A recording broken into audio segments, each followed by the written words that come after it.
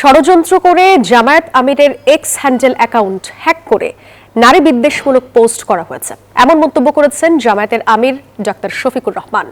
আর এই ঘটনায় কেউ কষ্ট পেলে তাদের কাছে ক্ষমা চেয়েছেন তিনি। শেরপুরে জনসভায় এই মন্তব্য করেন তিনি। এরপর নির্বাচনী প্রচারণার অংশ হিসেবে জামালপুরে 5টি আসন নিয়ে জনসভা করেন জামায়াত আমির। নারী ইস্যুতে সাবেক টুইটারে জামায়াত আমিরের এক বার্তায় তোলপাড় নির্বাচনী রাজনীতি।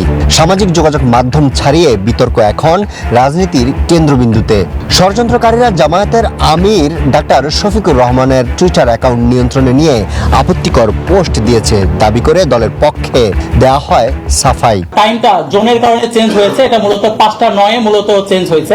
জামায়াতের পক্ষ থেকে করা হয়েছে আনুষ্ঠানিক ব্রিফিংও। আমিরের জামাতের টুইটার অ্যাকাউন্ট হ্যাক হয়েছে এবং এই ধরনের অপপ্রচার চালানো হচ্ছে জামাত ইসলামের শীর্ষ নেতৃবৃন্দের বিরুদ্ধে, জামাত ইসলামের বিরুদ্ধে।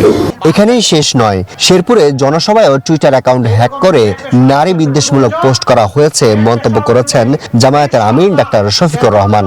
এই ঘটনায় কেউ কষ্ট পেলে তাদের কাছে ক্ষমা চেয়েছেন তিনি। একটা বক্তব্য দিয়ে দিছে আমারটা হ্যাক করে, এতে সাময়িক যদি কোনো মা ওদের অপতথ্যের কারণে কষ্ট পেয়ে থাকেন, আমি তাদের কাছে ক্ষমা চাই।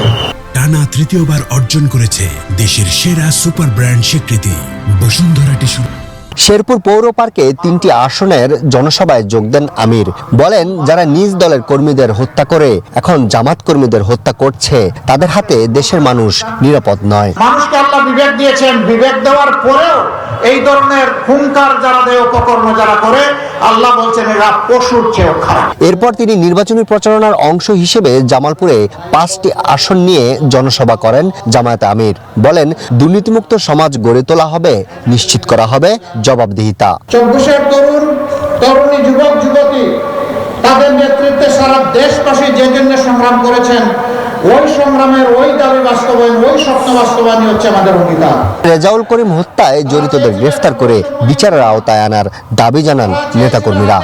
সম্প্রতি শেরপুরে জামায়াত নেতা নিহতের ঘটনায় উত্তপ্ত পরিবেশ বিরাজ করছে রাজনীতির মাঠে। আগামী 12 তারিখ ব্যালটের মাধ্যমে এই ঘটনার জবাব দিবে জনগণ, এমনটাই প্রত্যাশা বাংলাদেশ জামায়াতে ইসলামীর। জামালপুর থেকে আরিফুল ইসলাম, নিউজ 24।